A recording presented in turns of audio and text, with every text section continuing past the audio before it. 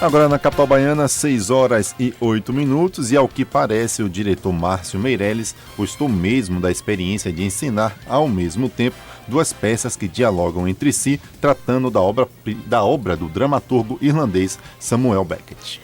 Meses atrás, Meirelles pôs em cartaz duas montagens com elementos em comum, porque Écoba e Troilus e Cressida, ambientados na Guerra de Troia. Agora é a vez de colocar no Vila Velha Godot em dose dupla.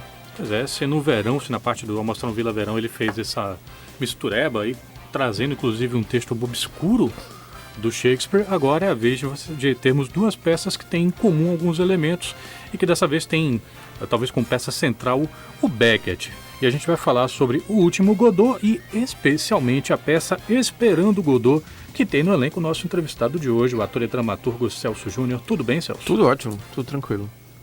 Então, a gente vai chamar aqui para a baila da conversa, aqui para a mesa, quem não pôde estar presencialmente, mas vai participar de outra forma. O ator Vinícius Bustani, ele tem feito com Chica Carelli as traduções da obra de Matei Wisniewski, que é um romeno que está em um caso de amor com o Márcio Meirelles, que ele tem levado para a cena várias coisas do Wisniewski, está traduzindo coisas dele, enfim. Exemplo de O Último Godot, que está em cartaz em últimas apresentações nesta terça e quarta. É isso mesmo que você está ouvindo aí, pessoal. A gente está falando de duas peças que tem um diálogo entre si. Para quem achava que referência é coisa só de filme, né? Porque Tarantino fala do filme dele no filme tal, não sei o quê. Nas montagens teatrais também pode haver alguma coisa nessa linha. Está acontecendo em Salvador. E o Bustani recomenda que o público não chegue atrasado, porque a peça dessa terça e quarta é rapidinha. A peça é isso, é uma conversa, é um bate-papo, ela é super curtinha. E não dá pra... Assim, teatro a gente deveria chegar no horário sempre, né? No Último Godot, isso assim, se torna muito mais grave, porque a peça ela é muito compacta, ela é muito hermética. Então, se você perde 5 minutos, você perde 1/5 da peça. Se você perde 10, enfim. Matei, na própria peça, né, no livro que é publicado, ele conta um pouco da história de como ele escreveu esse espetáculo. Ele já tinha uma paixão, ele descobriu o Beckett quando ele era muito novo. Beckett foi uma figura que guiou muito ele na forma como ele tem as ideias dele, né? Depois de um tempo já, que ele já estava com 31 anos, eles propuseram para ele que ele escrevesse um artigo, alguma coisa numa revista que ia ser dedicada a Beckett. Ao invés de escrever um artigo, um texto, ele escreve uma peça. Porque ele sempre comentava que tinha essa sensação de que Beckett estava sempre muito presente entre as personagens dele, e aí ele decide tornar isso real, então ele transforma Beckett em personagem.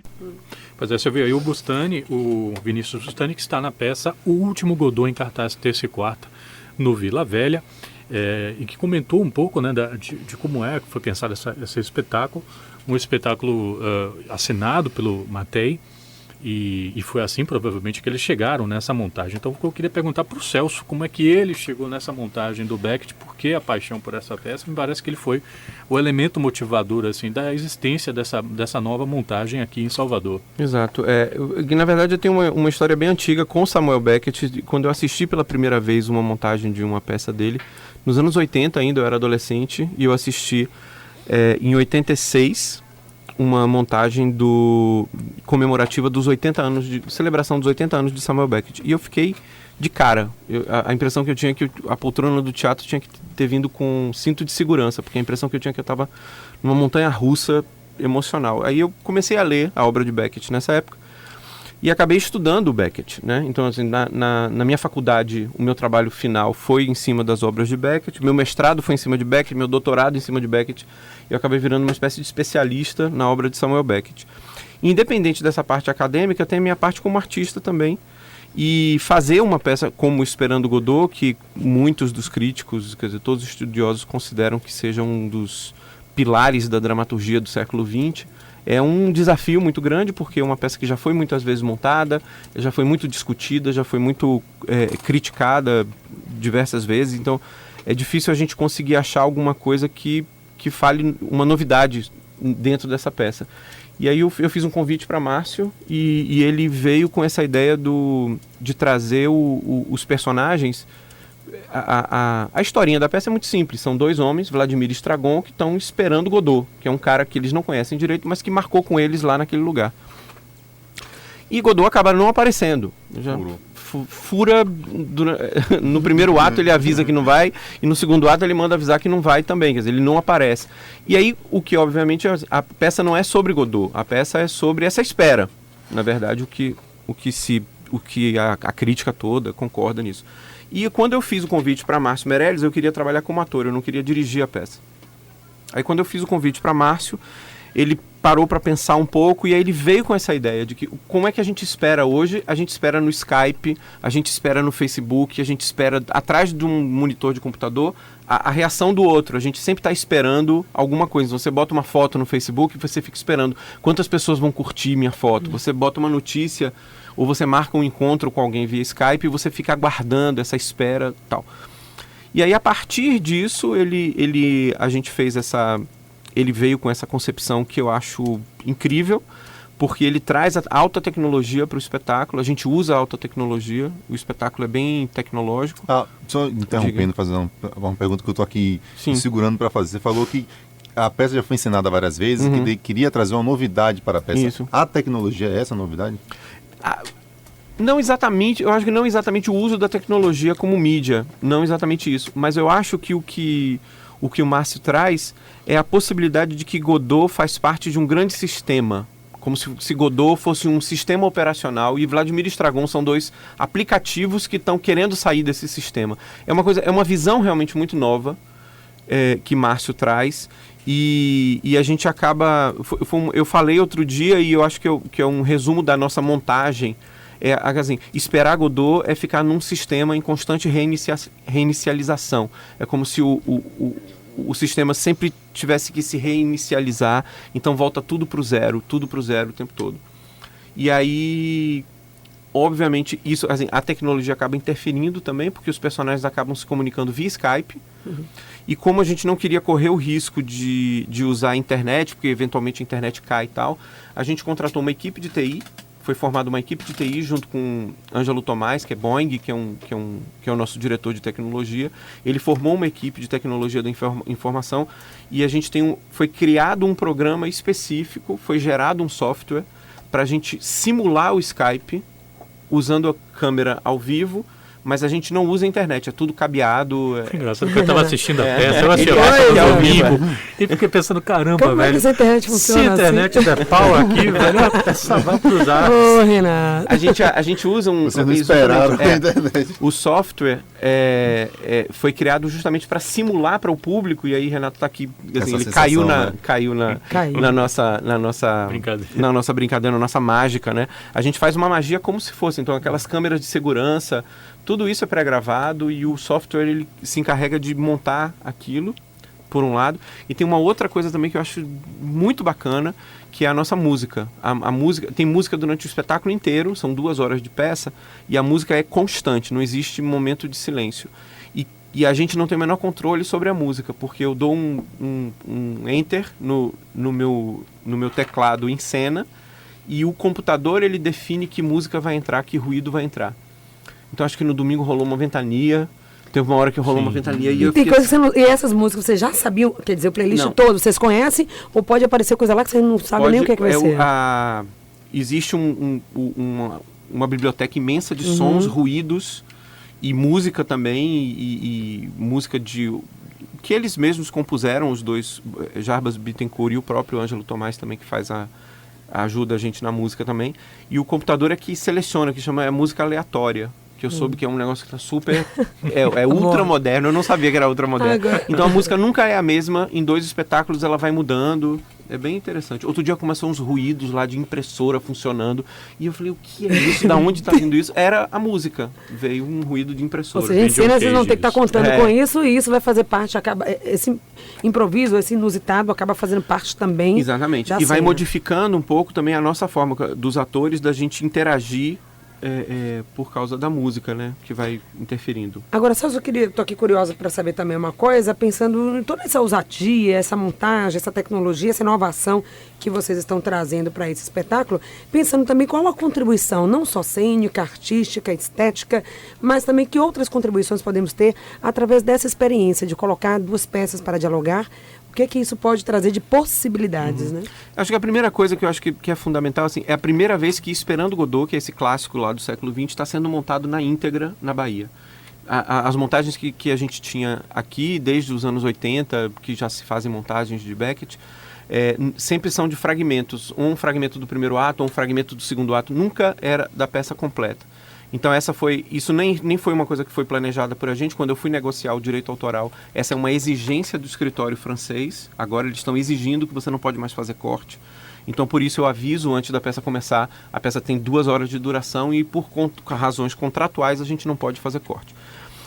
Mas você faria se não houvesse essa obrigação contratual? Não sei, eu acho do jeito que a gente está fazendo, tudo faz tanto sentido dentro daquele vazio, e do humor também.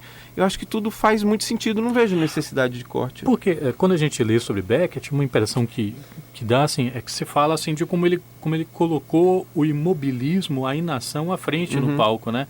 Eu não sei até que ponto isso é possível relacionar com o Esperando Godot, mas assistindo, assim, existe quase que um tédio que se busca imprimir na tela, assim, que é vivida por esses personagens. Tadeu Godot não chegou ainda e tal, e a gente está matando tempo aqui.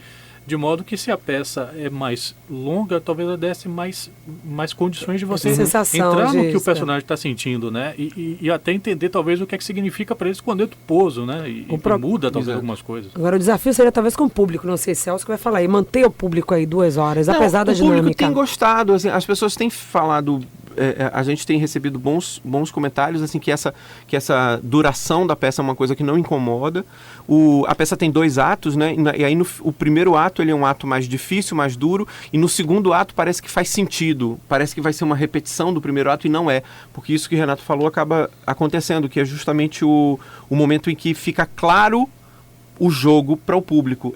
A gente está matando o tempo aqui e a gente vai fazer ações o máximo possível para preencher esse tempo de alguma maneira. Isso acaba criando uma certa angústia para os personagens e que o público acaba se divertindo com isso. Quer dizer, tem muito humor na peça. A peça não é uma comédia rasgada, mas tem muito humor. E é isso que eu queria saber. Como é trabalhar esse humor dentro de uma peça que é tão densa, demorada e densa, obviamente, porque já é a proposta dela. Ele porque eu estava justamente pensando, inclusive, no que é você contracenar, inclusive, com o Cláudio Simões, que é um cara que, por vezes, é tão associado a peças mais engraçadas. Por exemplo, a última, que ele participou, por exemplo, da adaptação de Sumiço da Santa. Ele é leve, né? Na verdade, a gente tem uma coisa assim, Beckett, ele trafega simultaneamente por esses 2 caminhos sempre. Todas as peças dele, ele vai muito para o humor, às vezes até um humor até de palhaço, um humor completamente escrachado, às vezes um humor indecente, obsceno. Tem peças dele que tem humor obsceno mesmo.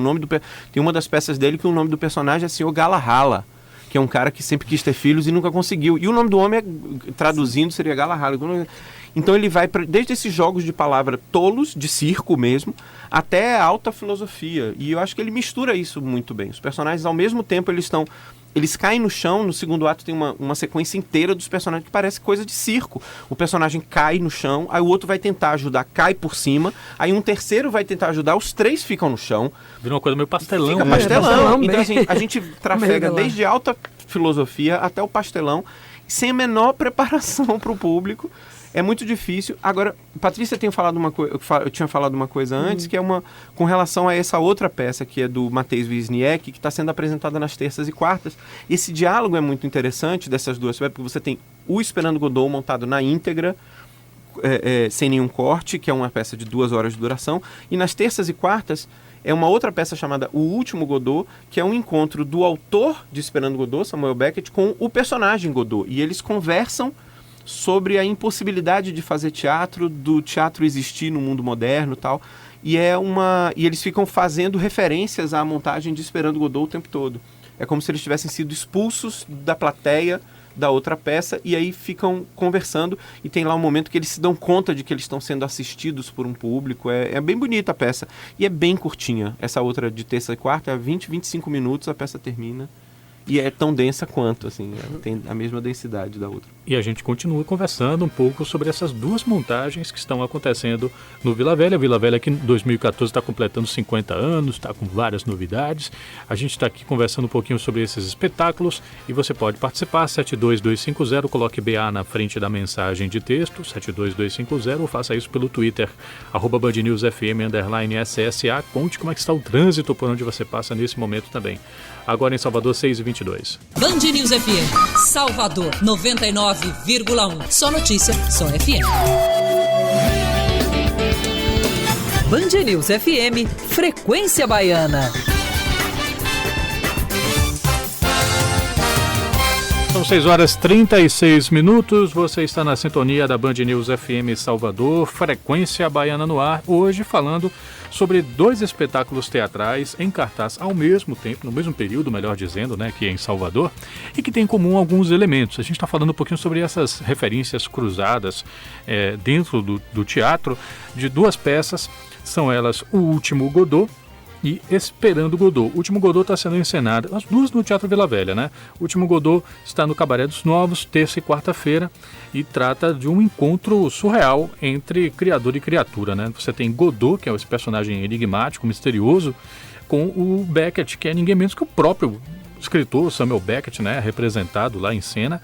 E você tem no fim de semana o espetáculo Esperando Godot, que é essa história consagrada do Beckett, uma das principais obras dele, em que você tem dois atores contracenando e fazendo personagens que esperam essa figura enigmática que nunca vem. E a gente conversa hoje sobre essa experiência com o ator de Esperando Godot, Celso Júnior, está aqui com a gente na Band News FM, e a gente conversou também com o diretor dessas montagens, o Márcio Meirelles. Essa ideia de encenar 2 peças ao mesmo tempo, fazer o público ter uma experiência diferente, percebendo os pontos em comum. A gente conversou com o Meirelles, perguntamos a ele sobre essa experiência que ele já tinha feito no Mostrão Vila Verão com as peças Porque Écuba e Troilus e Cressida, mas dessa vez ele disse que a experiência é ainda mais intensa. O Último Godot depende de Esperando Godot, porque ela comenta o Esperando Godot, né? Então quem conhece Esperando Godot, evidentemente tem uma fruição melhor, entende melhor, ou tem mais prazer, ou mais possibilidade de reflexão vendo o Último Godot. Por isso que eu montei as duas, porque eu gosto muito do Último Godot, e quando o Celso me chamou para montar Esperando Godot e a gente começou o processo, aí eu pensei, é a chance de fazer também o Último Godot, porque o espetáculo está aí, então as pessoas podem ver um e outro e criarem esse diálogo, né, entre os 2 espetáculos. O Último Godot é exatamente o encontro do personagem Godot com o autor da peça, que é o Beckett. Então eles 2 se encontram na porta do teatro e conversam sobre o teatro, sobre a sociedade, sobre o tempo presente, sobre o tempo em si, né, e com algumas referências ao Esperando Godot. Então é bacana porque você cria esse diálogo, e cenicamente também a gente tem um diálogo, porque tem referências ao espetáculo, não só a peça, mas ao próprio espetáculo, com cartaz do espetáculo. Enfim, não vou estragar a surpresa, mas tem algumas coisas do espetáculo Esperando Godot que aparecem no Último Godot. Pois é, então você tem aí a possibilidade de assistir essa peça, né? O Último Godot. Você pode Esperando Godot nesse fim de semana e aí já ficar devidamente gabaritado para ver o Último Godot, que acontece nas terças e quartas. Celso, a gente conversando com o Márcio e perguntando um pouco sobre as leituras possíveis dessa montagem de Esperando Godot, eu pelo menos assisti no domingo e ficava imaginando assim, essa é uma peça sobre a imobilidade, uma peça sobre a espera, mas aí entra Pouso e a impressão que dá, não, agora a gente está falando de jogos de poder e tal. E o Márcio falando, não, existem várias leituras possíveis, mas aqui ele colocou à frente, né, quando ele estava discutindo a peça, era como o Godot podia ser qualquer coisa, podia ser esperar por um salvador, por um messias, por alguma coisa, e aí você não tomar as ações, né? E tem momentos na peça que acontece muito isso. Vamos fazer o quê? Não podemos, estou esperando Godot, não podemos fazer isso. Como é que você lê, assim, qual é a interpretação, assim, que você faria, não vou dizer uma interpretação última, né, da peça, porque isso não existe, mas a interpretação pessoal que você tem sobre essa peça? O que eu fiquei uma coisa que você fala assim, tem um estudioso de Beckett que é Pierre Chabert, que é um francês que faleceu recentemente, e que ele fala que as peças de Beckett você tem a presença muito forte da imobilidade, né? Que o movimento nasce da imobilidade e volta a ele. assim como as palavras nascem do silêncio e voltam para ele. E eu acho que o que Beckett propõe na peça, e acho que a nossa montagem nisso tá muito claro, que é essa possibilidade de fazer alguma coisa enquanto a gente espera, enquanto a gente está de braço cruzado, né? E a peça, a presença desses outros personagens que cruzam a cena, que é o Pozo junto com o escravo dele lá, o Lucky, que tem essa coisa que você fala mesmo do jogo de poder, mas eu acho que vem também é uma possibilidade que o autor coloca para Vladimir e Stragon, que estão esperando por Godot, para fazerem alguma coisa, para dar algum sentido à sua própria vida, que é ajudar esses outros personagens a fazer, que é aquele momento lá no segundo ato, que assim, a gente tem até meu personagem que fala isso, a gente está tendo uma oportunidade de saber por que a gente existe, que é ajudar uma pessoa que está precisando de ajuda. A gente tem uma oportunidade de ser humano pelo menos uma vez na vida, que é representar com dignidade o papel do humano, que é ajudar o outro. Mas a gente tem a opção também de cruzar os braços e ficar esperando Godot, que é uma opção também humana. A gente não estaria deixando de ser humano assim.